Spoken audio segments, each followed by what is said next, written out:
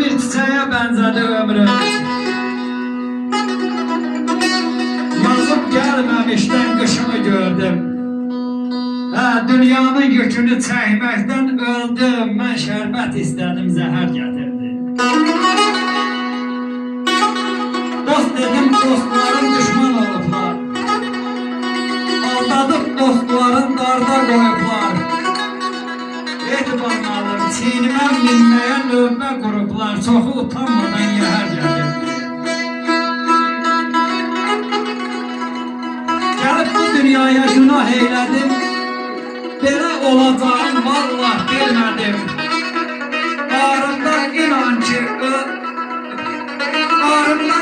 ki sustum bilmədim. Ana dünyaya məni həzər gətirdi.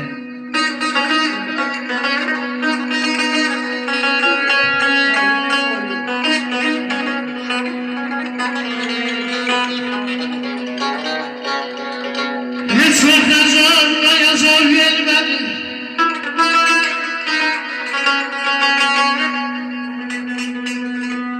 Heç vaxt yazarmaya zor vermədim. Məni qısqanmadı dəhşətən dünya.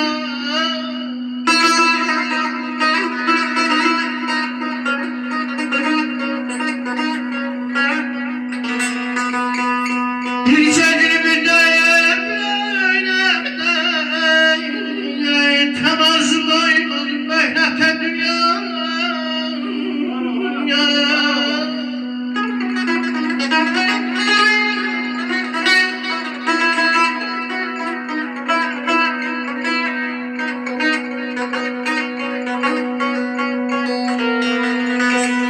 Deli sevdalar saldı başımı, taladı könlümü, yandı huşum.